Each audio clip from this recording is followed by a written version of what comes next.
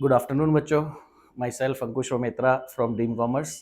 जैसे कि आपके एग्ज़ाम्स आने वाले हैं बोर्ड के, तो आप लोगों ने सारा साल अच्छे से पढ़ा होगा अकाउंटेंसी का सिलेबस। तो हम एक 30 डेज़ की स्पेशल रिवीजन क्लास आपके लिए लेके आए हैं। ठीक है, आप सभी इसमें पूरा अपना कोर्स जो है अगेन रिवाइज कर सकते हो, अगर आपने पढ़ा हुआ है तब भी, अगर नहीं पढ़ा तब भी। ठीक है, जो यहाँ बच्चे हैं हमारे पास वो तो ऑफलाइन कर ही रहे हैं, तो आप लोग भी इसके साथ रिवाइज कर सकते हो।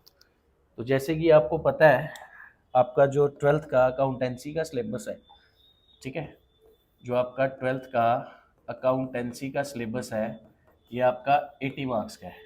जो बोर्ड का पेपर होना है, 80 मार्क्स का आपका जो सिलेबस है, ये हम पूरा का पूरा रिवाइज कर लेंगे विद इन 30 डेज। ठीक है, कैसे रिवाइज करेंगे? ये 80 मार्क्स जो हैं वो आपके 3 सेक्शंस में डिवाइड हैं, जिसमें से सबसे पहले आती है आपकी पार्टनरशिप। सबसे पहले क्या आता है आपका? पार्टनरशिप। उसके बाद आता है आपका कंपनी अकाउंट्स, और तीसरा आता है आपका फाइनेंशियल स्टेटमेंट्स, जिसको बोलते हैं एनालिसिस ऑफ फाइनेंशियल स्टेटमेंट्स। ठीक है, पूरा का पूरा आपका ये सिलेबस जो है वो 3 सेक्शंस में डिवाइड है, जिसके अंदर आपके जो यूनिट्स हैं या चैप्टर हैं, पार्टनरशिप के अंदर आपके 6 चैप्टर हैं, कंपनी अकाउंट्स के अंदर आपके 3, और इसके अंदर क्योंकि ये डिलीट हो गया आपका, तो इसके भी आपके 3 चैप्टर्स हैं। ठीक है, मार्क्स की जो डिस्ट्रीब्यूशन है वो आपको पता ही है। सबसे ज़्यादा मार्क्स आपके जो हैं वो पार्टनरशिप के हैं, 35। 25 मार्क्स के आपका कंपनी अकाउंट्स है, और 20 मार्क्स का आपका फाइनेंशियल स्टेटमेंट्स है। तो कहने की बात ये है कि ये आपका पूरा ओवरऑल सिलेबस है जो आपने पूरा साल पढ़ा होगा, इसी की हम बात करेंगे और इसी के ऊपर हम रिवीजन स्टार्ट करेंगे। So we will start partnership first. हम पहले स्टार्ट करेंगे पार्टनरशिप। क्यों? क्योंकि एक तो इसमें सबसे ज़्यादा यूनिट्स हैं और मार्क्स भी सबसे ज़्यादा इसी के ही हैं। ठीक है, तो आपका जो स्टार्ट हो रहा है, ये आपका पार्टनरशिप का फर्स्ट चैप्टर स्टार्ट हो रहा है। थोड़ा सा थ्योरी बेसिक्स जो मैं आपको बताऊंगा, और उसके साथ साथ हम इसका प्रैक्टिकल पोर्शन भी स्टार्ट करेंगे। ठीक, सबसे पहले पार्टनरशिप होता क्या है, पार्टनरशिप कैसे होता है, क्या होता है, वो सब हम इसमें सीखेंगे। When two or more than two persons, जब दो या दो से ज़्यादा लोग agree to do business together, दो या दो से ज़्यादा लोग जब एग्री करते हैं कि हम मिलके बिजनेस करेंगे, उसको बोलते हैं पार्टनरशिप, सिंपल लैंग्वेज में। ठीक है, उसके बाद जो वो बिजनेस करते हैं वो फ्री के लिए तो करते नहीं है, उसके लिए वो क्या चार्ज करते हैं? Profit. So they agree to share profits of the business. Each partner can act on behalf of others. ये एक कंसेप्ट होता है म्यूचुअल एजेंसी का, जिसके बेसिस पे एक पार्टनर जो है वो बाकियों के लिए भी एक्ट करता है, और पूरी फर्म भी पार्टनर्स के लिए एक्ट करती है। One for all for one. Mutual agency is the agency of the partnership. Agency का मीनिंग होता है एजेंशियल, कि म्यूचुअल एजेंसी के बेसिस पे ही पार्टनरशिप चलती है, अदरवाइज हमारी पार्टनरशिप नहीं चलती। पार्टनरशिप के जो फीचर्स हैं, सबसे पहला एग्रीमेंट बिटवीन पार्टनर्स। पार्टनरशिप मुंह बोल के नहीं होती, हमें इसके लिए बनाना पड़ता है एग्रीमेंट। मिनिमम पर्सन्स कितने चाहिए होते हैं पार्टनरशिप के लिए? 2। सिंगल जो होगा वो सोल प्रोप्राइटर होगा, और मैं यहाँ पर आपको साथ में मैक्सिमम पर्सन्स की लिमिट भी बता दूँ। मैक्सिमम कितने पर्सन्स चाहिए होते हैं? 50। 50 से एक्सीड कर जाए तो वो पार्टनरशिप नहीं मानी जाती, उसको कन्वर्ट करना पड़ता है कंपनी में। Business must be lawful. हमारा जो बिजनेस है वो लॉफुल होना चाहिए, इलीगल बिजनेस नहीं होना चाहिए। Sharing of profits is necessary. Profit जो हमने डिस्ट्रीब्यूट करना है वो बहुत ज़रूरी है, बिना प्रॉफिट के पार्टनरशिप नहीं होगी। Mutual agency is the most important feature, जो मैंने आपको पहले भी बोला। हर पार्टनर की लाइबिलिटी जो है वो अनलिमिटेड रहती है इन इंडियन पार्टनरशिप एक्ट 1932। जो हमारा इंडियन पार्टनरशिप एक्ट 1932 है, इसमें हमारे पार्टनर्स की लाइबिलिटी रहती है अनलिमिटेड। अनलिमिटेड लाइबिलिटी क्या होता है कि अगर हमारे बिजनेस के एसेट्स कम पड़ जाए लाइबिलिटीज पे करने के लिए, तो पार्टनर्स के पर्सनल एसेट्स को सोल्ड करके लाइबिलिटीज को पे किया जाता है। No separate legal existence of firm. Firm जो है वो पार्टनर से ही जानी जाती है, उसकी कोई सेपरेट लीगल एग्जिस्टेंस नहीं होती। अब पार्टनरशिप डीड क्या होता है? यहाँ से पार्टनरशिप से कंसेप्ट हमारा आता है पार्टनरशिप डीड। पार्टनरशिप डीड क्या होता है? Written agreement. A written agreement between partners.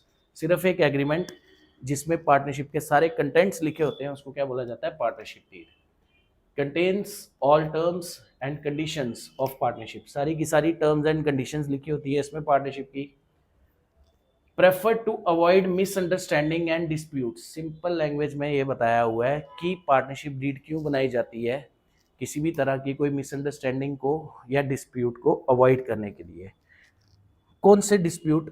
जैसे किसी पार्टनर ने कहा था इंटरेस्ट लेना जी 5% कैपिटल पे, दूसरा कहता है जी मैंने लेना है 6%, तो ऐसा नहीं होगा, जितना पार्टनरशिप डीड में लिखा होगा उतना ही मिलेगा। ठीक है। इंपॉर्टेंस क्यों है पार्टनरशिप डीड? पहला कारण तो इसका यही है कि ये हमें डिस्प्यूट्स और मिसअंडरस्टैंडिंग से बचाता है। दूसरा, defines rights and duties of partner. Partnership deed clearly state करता है हर पार्टनर के rights and duties. Act as a legal proof in case of dispute. अगर कोई हमारा डिस्प्यूट हो जाता है इन टर्म्स ऑफ एनीथिंग, जैसे सैलरी से, कि एक पार्टनर कह रहा है मेरे को सैलरी ज़्यादा दे दो, पर वो भी हम नहीं देंगे उसको, क्यों? और अगर वो हम पे उस चीज़ के लिए सूट फाइल करता है यानी केस फाइल करता है, तो हमारे पास ये partnership deed as a proof भी काम करती है कि हम भाई आपको ज़्यादा सैलरी नहीं देंगे, जितनी लिखी थी आपके साथ उतनी ही देंगे। Guides accounting treatment of interest and salary. हमने जो इंटरेस्ट लेने हैं या जो चार्ज करने हैं, जो पे करने हैं, और जो सैलरी वगैरह लेनी है, कमीशंस लेनी है, उससे भी ये हमें क्लियरली डिफाइन करता है पार्टनरशिप डीड। ये बच्चों एक इंपॉर्टेंट क्वेश्चन है जो पेपर में बड़ी बार पूछा जाता है, पार्टनरशिप डीड और उसके कंटेंट्स। ठीक है। Name and address of the partners. Partners का नाम और उनका एड्रेस लिखा होता है इसमें। नेचर ऑफ बिजनेस, किस तरह का बिजनेस वो कर रहे हैं, आप ये भी लिख सकते हो, nature and place of the business. Capital contribution of partners, किस पार्टनर ने कितनी कैपिटल लगाई है, ये भी लिखा होता है पार्टनरशिप डीड में। प्रॉफिट शेयरिंग रेशो, कि उनकी 2:1 है, 1:1 है, 3:2 है, जो भी रेशो होगी वो भी लिखी होती है पार्टनरशिप डीड में। Interest on capital and drawings. Salary और कमीशन टू पार्टनर्स, कितनी पार्टनर्स को सैलरी देनी है, कितनी कमीशन। और duties and powers of partners, rights and duties भी बोल सकते हो आप। तो बच्चों ये सब कंटेंट्स हैं हमारे पार्टनरशिप डीड के, जो पार्टनरशिप डीड में लिखे होते हैं। ठीक है। अगर मान लो किसी पार्टनरशिप फर्म के पास पार्टनरशिप डीड नहीं है, तो क्या रूल्स एप्लीकेबल होंगे? Rules in absence of partnership deed.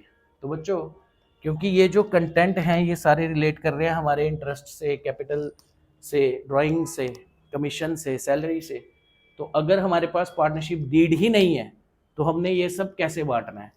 तो सभी ने याद रखना है, प्रॉफिट तब हमने कैसे डिस्ट्रीब्यूट करना है, इक्वली। ठीक। No interest on capital is allowed. हम इंटरेस्ट ऑन कैपिटल नहीं देंगे, बिल्कुल भी नहीं देंगे अगर पार्टनरशिप डीड नहीं है।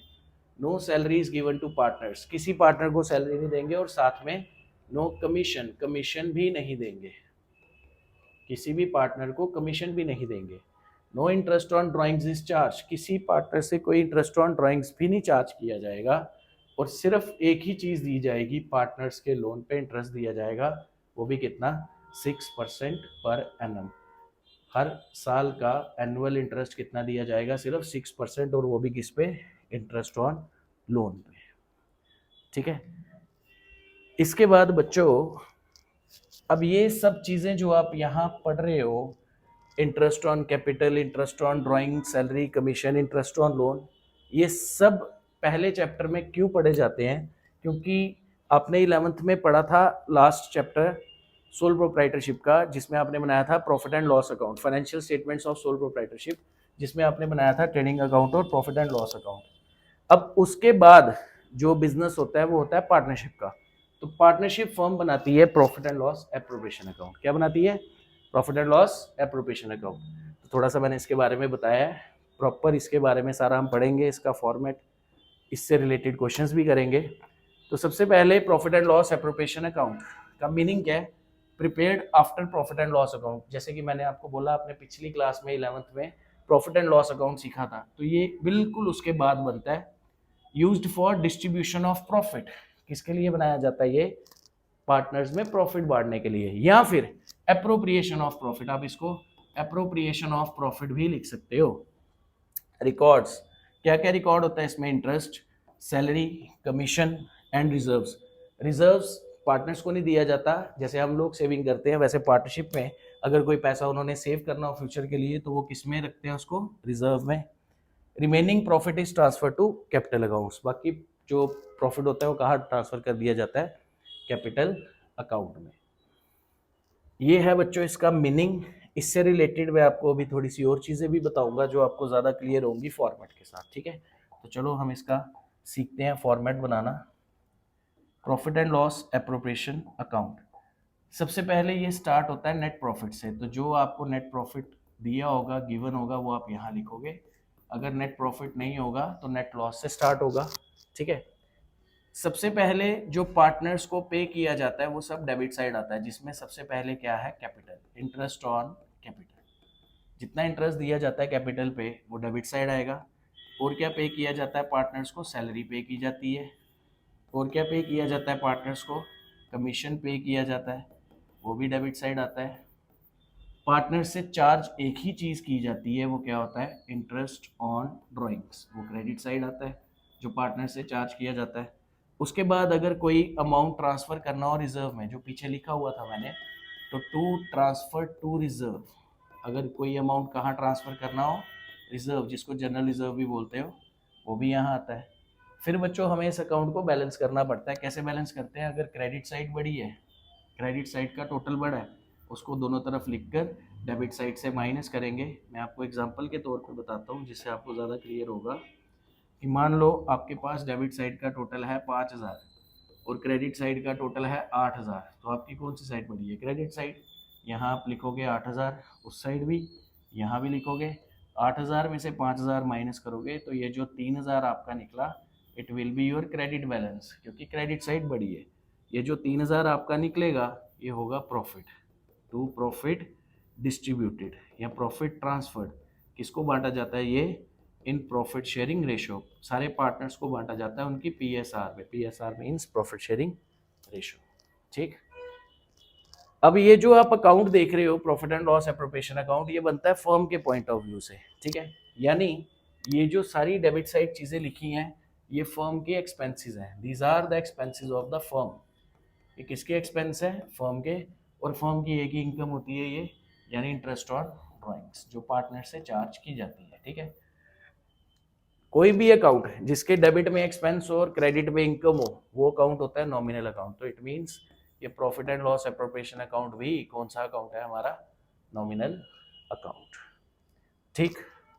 Profit and loss appropriation account भी कौन सा अकाउंट है हमारा, नॉमिनल अकाउंट। अब डायरेक्टली हम इसको बनाना सीखते नहीं है, ये तो मैंने सिर्फ आपको एक फॉर्मेट के तौर पे बना के दी है। हम इसके कंपोनेंट सीखेंगे एक एक करके, ठीक है। इसके एक एक करके हम क्या सीखेंगे बच्चों, कंपोनेंट्स। ये बनता है पार्टनर्स के फर्म के पॉइंट ऑफ व्यू से। इसके बाद जो पार्टनर्स बनाते हैं उसको बोला जाता है पार्टनर्स कैपिटल अकाउंट। क्या बोला जाता है, पार्टनर्स कैपिटल अकाउंट। थोड़ा सा मैं इसके बारे में बताऊंगा, फिर उसके बाद हम एक एक कंपोनेंट उसका स्टार्ट करेंगे। Separate capital account is maintained for each partner. जैसे ये देखा आपने profit and loss appropriation account, ये पूरी फर्म का एक ही बनता है, ठीक है। पर जो कैपिटल अकाउंट होता है वो हर पार्टनर का अलग बनता है। कैपिटल इंट्रोड्यूस्ड इज क्रेडिट, जितनी कैपिटल लगाई हो वो credit side. Drawings and share and profit and losses are recorded. Capital accounts can भी दो तरह के होते हैं, फिक्स्ड और फ्लक्चुएटिंग।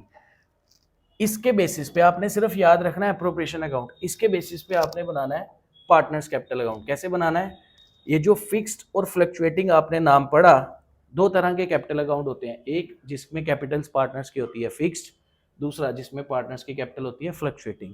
फिक्स का मतलब क्या है, जितनी कैपिटल पार्टनर ने लगाई थी at the beginning of the year उतनी ही कैपिटल उसकी रही at the end of the year.